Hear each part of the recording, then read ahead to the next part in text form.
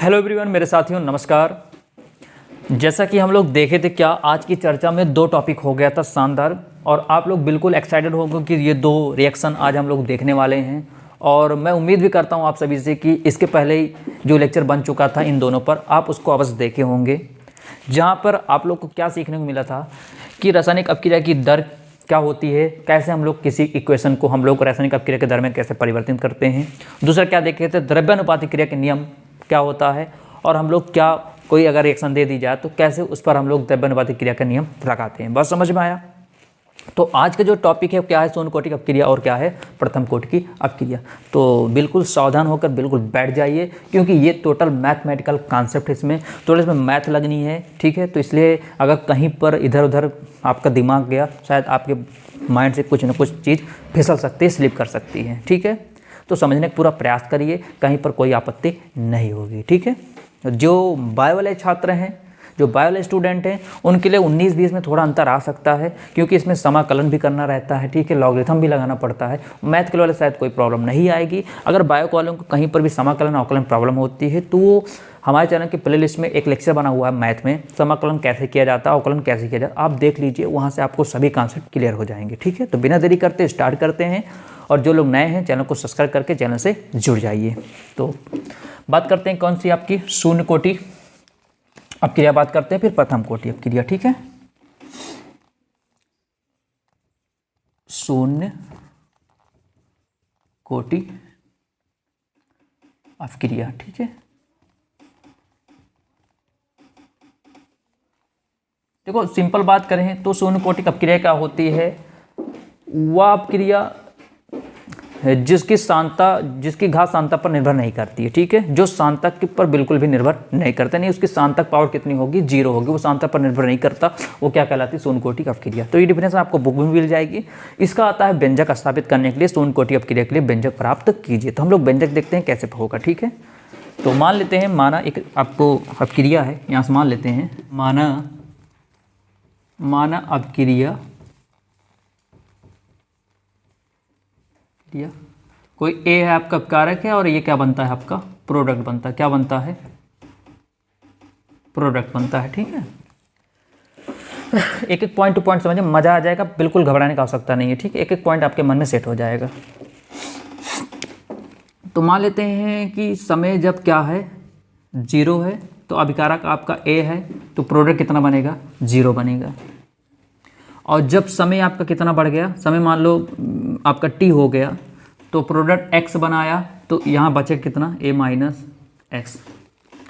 अब समस्या उत्पन्न हो गई आपके मन में, मैं मानता हूँ आपके अंदर एक समस्या उत्पन्न है, सर ये इसको कैसे लिखा गया है, सही बात है ना। तो अब मैं आपको इसको एक एकदम ओरली भाषा में, एकदम नामा जैसे आपको एक गांव भाषा में बताता, कैसे, ध्यान रखिए। जैसे अब बात समझो, ये ऐसे नहीं समझ पाओगे जो चीज़ें यहाँ लिखा गया है। देखो मैं आपको समझाता हूँ अच्छे से, चलिए इसी मार कर समझाया जा रहा है। ये हो गया आपका अभिकारक, ये क्या हो गया आपका उत्पाद। देखिए इसी चीज़ को समझाने के लिए वहाँ पर इतना मेहनत की जा रही है, ठीक है। तो ध्यान से मेरी बातों को समझिएगा, ठीक है। आपके पास 10 रुपये हैं, बात समझिए, आपके पास कितने रुपए हैं, 10 रुपए हैं। तो जो आपके पास है पहले से, वो किसका काम कर दिया, अभिकारक का काम कर दिया। अब आप समझो, आपके पास 10 रुपए हैं और आपको जाना है मार्केट से 10 रुपए में, अब आपको पेंसिल लेकर आनी, क्या लेके, पेंसिल लेकर आनी है, ठीक है। अब बात मेरी समझिए अच्छे से, आपके पास 10 रुपए है, 10 रुपए में आपको क्या लानी है, 1 या 2 पेंसिल लानी है, ठीक है। लेकिन सिस्टम ये है कि 4 बजे से पहले, शाम को 4 बजे से पहले वो दुकान नहीं खुलेगी, 4 बजे से पहले वो दुकान नहीं खुलेगी। और आपसे कोई कह दिया कि भैया जाओ 2 पेंसिल लेकर आओ, ठीक है। और केवल एक ही दुकान है कॉपी किताब की, कि जिसमें केवल वो दुकान जो है वो 4 बजे खुलेगी, उससे पहले नहीं खुलेगी। तो समय कितना था, अब ध्यान समझिएगा, समय मान लिया 0। कैसे कि मैं गया 4 बजे से पहले चला गया। जब पहले गया तो वहाँ देखा कि क्या था, दुकान हमारी क्या थी, बंद थी। जो कॉपी किताब की दुकान थी वो बंद थी। बंद का होने का कारण क्या था, क्योंकि 4 बजे से पहले वो नहीं खुलेगी। तो मैं अगर वहाँ गया, समय कितना था, 0 था, मतलब 4 बजे से पहले वाला समय क्या मान लो, 0 मान लो, क्या मान लो, 0 मान लो। आसपास कितना रुपए है, 10 रुपये है। तो क्या आप जब गए वहाँ पर तो 4 बजे से पहले गए तो पहले और समय कितना मान लो, यहाँ से 0 मान लो। कितना रुपया था, 10 रुपये था। क्या वहाँ पर जब दुकान गए तो वहाँ पर क्या दुकान खुली, दुकान नहीं खुली थी, तो क्या आपको कुछ मिला, नहीं मिला। इसका मतलब उत्पाद क्या हुआ, 0 हुआ। बात समझ में आया, क्या वो उत्पाद 0 हो गया। और ऐसे भी समझ लो ना, मेरे पास 10 रुपये थे, मुझे जाना है किसी के यहाँ टिकिया खाने, चाट खाने, लेकिन वो चाट की दुकान खुलती है शाम को 5 बजे खुलती है, लेकिन मैं 5 बजे से पहले चला गया। तो बताओ, जब 5 बजे पहले तो मतलब समय कितना था, 0 था। जब समय 0 था, क्यों, क्योंकि भैया 5 बजे खुलता है उसकी दुकान। अब मैं गया, मेरे पास 10 रुपये था, लेकिन जब मैं पहुंचा दुकान बंद थी, तो कुछ मेरे पेट में गया, कुछ नहीं गया ना, मैंने 10 रुपये कुछ नहीं खाया, तो इसका मतलब उत्पाद क्या हो गया, 0 हो गया। अब मान लो समय क्या हो गया, मान लो समय बज गए, मान लो 4 बज गए। अब 4 बज गए तो आप पहुंचे दुकान पर। अब दुकान पे पहुंचे तो आप 5 रुपये क्या ले लिए, पेंसिल ले लिए 5 रुपये की। तो आप उत्पाद में कितना रुपये खर्चा किए, 5 रुपये। आपका टोटल कितना था, टोटल था 10 रुपये। 10 में कितना माइनस करोगे, 5 माइनस करोगे। क्या बातें समझ में आ गई, क्या बात समझ में आ गया। तो यही कहानी सेम है। यहाँ पर अभिकारक को कितना मान लिए हैं, A मान लिए हैं। उत्पाद तो 0 है ही है, समय कितना था, 0 था। भाई जब समय 0 है तो आपके पास अकारक तो रहेगा, लेकिन उत्पाद नहीं रहेगा, क्योंकि अभी समय स्टार्ट नहीं हुआ। जब समय स्टार्ट होगा, जैसे मान लो आटा चक्की की मशीन है, ठीक है, जब मशीन बंद है, समय इसका मतलब 0 है। जब मशीन चलेगी तभी तो गेहूँ डालोगे, तभी तो आटा निकलेगा। बात सही है, नहीं सही है। तो यहाँ पर देखो, और अब देखो ये ए क्या अभिकारक, ये तो ए हो गया। आपने उत्पाद में कितना खर्चा किया, मान लो यहाँ तो मुझे पता है 5 रुपये खर्चा किया।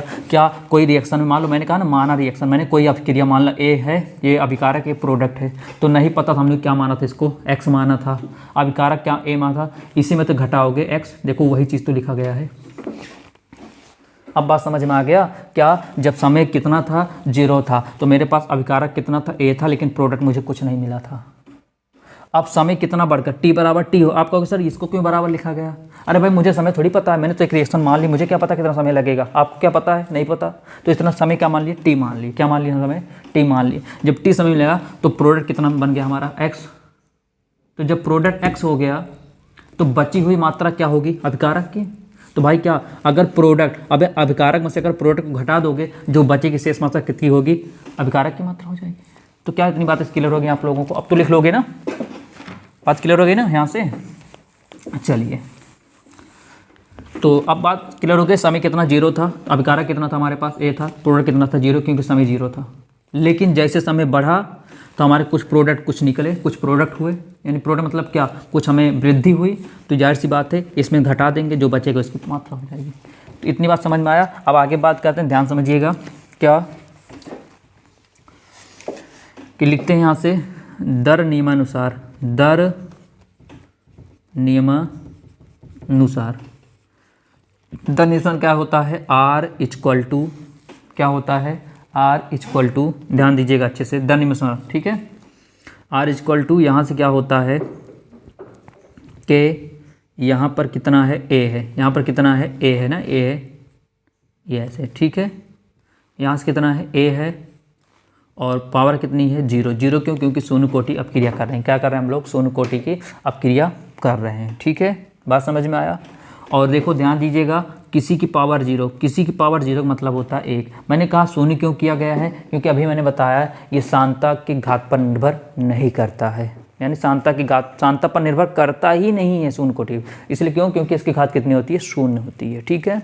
तो अच्छा, और किसी की पावर 0 का मतलब कितना होता है, 1 होता है। तो क्या लिख दिए यहाँ से हम लोग, R बराबर कितना लिख दिए यहाँ से, K लिख दिए। इसको बना लेते हैं समीकरण नंबर 1 बना लेते हैं, ठीक है। अब आगे लिखते हैं क्या, बल गतिकी से, बल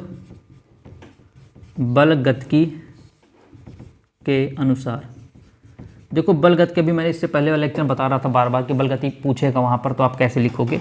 जो कुछ होता नहीं है, तो R इक्वल टू, वहाँ पर डेल्टा देखे थे तो यहाँ लिख दोगे D, क्या लिख दोगे यहाँ पर D लिख दोगे, ठीक है, क्या लिख दोगे D, और प्रोडक्ट कितना बन रहा X, तो X हो गया, और क्या लिखोगे यहाँ से ये DT, ऐसा लिख दोगे बस, ठीक है। तो इसको बना लेंगे समीकरण नंबर 2। तो लिखेंगे समीकरण 1 व 2 से, देखो समीकरण 1 और 2 का देखो, बायां बायां पक्ष क्या है बराबर, दायां दायां पक्ष में क्या हो जाएगा बराबर हो जाएगा। तो यहाँ पर क्या कर देंगे हम लोग, यहाँ पर किसको बराबर कर देंगे, यहाँ पर कर देंगे क्या k equal to D X upon क्या कर देंगे dt, ठीक है। अब इसको आगे सॉल्व करते हैं, तो क्या होगा यहाँ से, देखो dt इधर किस में दिख रहा है, भाग में इधर आएगा तो मल्टीप्लाई में हो जाएगा, तो हो गया k dt बराबर हो गया dx। अब क्या लिखेंगे, समाकलन कर देंगे, क्या कर देंगे, समाकलन करने पर, समाकलन कर देंगे तो क्या हो जाएगा, इंटीग्रेशन, यहाँ से k को बाहर करते हैं, बचा कितना dt बराबर इंटीग्रेशन, यहाँ बचा dx। देखो सब लोग जानते हो यहाँ से dt, यहाँ पर कुछ नहीं तो हमेशा क्या होता है 1 होता है, और 1 का क्या हो जाएगा t है तो t हो जाएगा, ठीक है, t है तो क्या हो जाएगा t हो जाएगा, अब प्लस का क्या हो जाएगा c हो जाएगा, ठीक है। अब बराबर इसका कितना हो जाएगा, यहाँ पर ध्यान दीजिए, इधर ध्यान दीजिए अच्छे से, यहाँ पर कुछ 1 है तो x है तो क्या हो जाएगा x हो जाएगा। तो इसको हम व्यवस्थित कर दें तो x बराबर कितना आ जाएगा k t, और प्लस कितना आ जाएगा c आ जाएगा।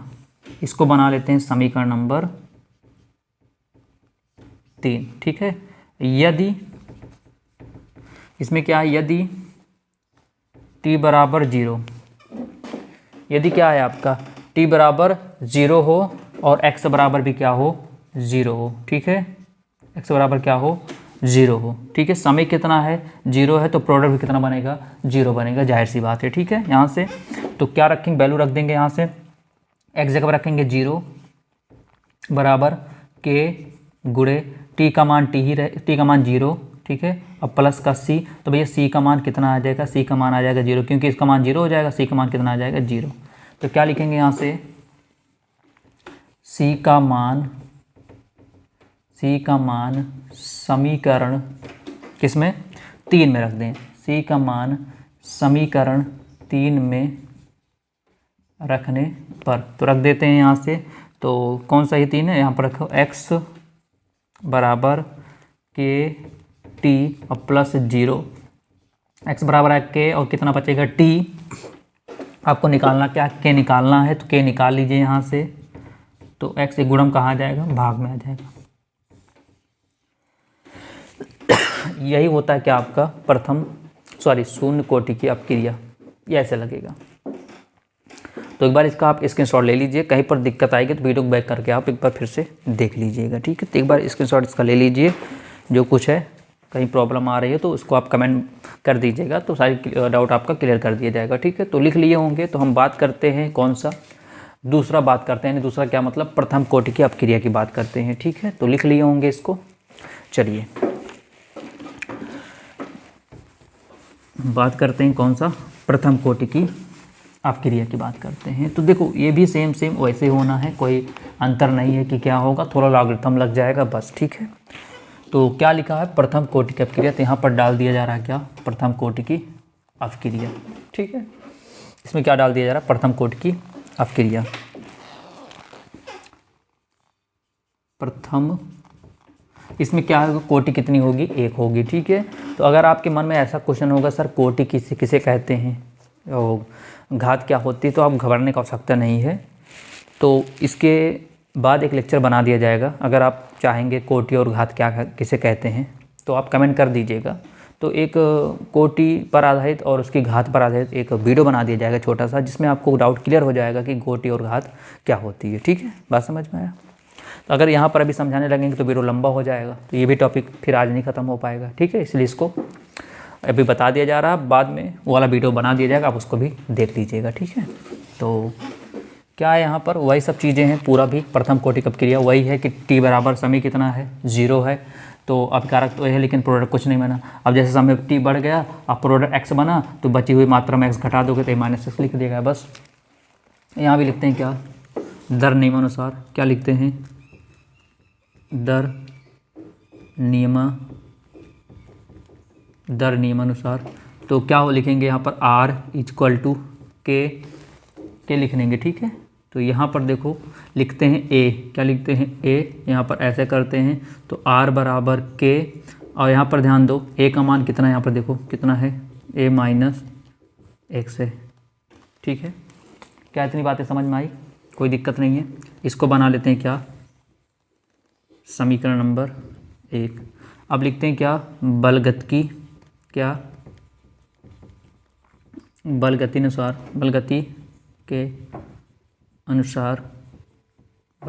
अनुसार क्या होता अभी बताएगा। तो R बराबर क्या होता है, D कितना है x है, तो dx बाई कितना हो गया dt हो गया। समीकरण कितना बन गया आपका 2 बन। अब तो समझ में आ गया। देखो वही सेम बिगौल यहाँ पर क्या था, वहाँ पर क्या, यहाँ पर कोटि प्रथम कोटि घात 1 इसलिए वहाँ पर 0 कर दिए थे। तो 0 का मतलब किसी की पावर 0 का मतलब मान कितना होता है, किसी की पावर 0 हो। जैसे यहाँ पर a की पावर 0 हो, b की पावर 0 हो, 5 की पावर 0, किसी पावर मतलब क्या होता है, मान हमेशा 1 होता है, ठीक है। बात समझ में आया, कितना होता है यहाँ पर 1 होता है। अब आगे सॉल्व करते हैं। तो समीकरण लिखते हैं, समीकरण कितना 1 व 2 से आप देख सकते समीकरण 1 और 2 में R बायां पक्ष बराबर दाएं पक्ष बराबर हो जाएगा। तो क्या हो जाएगा यहाँ से K A माइनस एक्स बराबर क्या हो जाएगा यहाँ से dx बाई dt। तो करते ही हैं, देखो ये वाला x है, ये वाला x है, तो इसको x को एक तरफ कर लेते हैं और dt को मतलब क्या है a माइनस एक्स क्या है, गुणा में इधर आएगा तो भाग में, ये भाग में ऊपर आएगा तो गुणा में। तो इसको लिख देते हैं क्या dx अपान कितना लिख देते हैं a माइनस एक्स, इधर कितना बचा k और dt हो गया। देखो बात वही है ना, dx तो लिखा ही है, ये गुणा में कहाँ आया भाग में, ये भाग में कहाँ है के साथ मल्टीप्लाई में। अब क्या लिखेंगे आप बताइए आगे, आप समाकलन कर दीजिए बस। तो क्या लिखेंगे यहाँ से समाकलन करने पर, तो समाकलन करते हैं तो क्या होता है ध्यान दीजिए, integration dx upon a minus x बराबर इंटीग्रेशन के को इसी वक्त बाहर कर देते हैं, बचेगा कितना dt।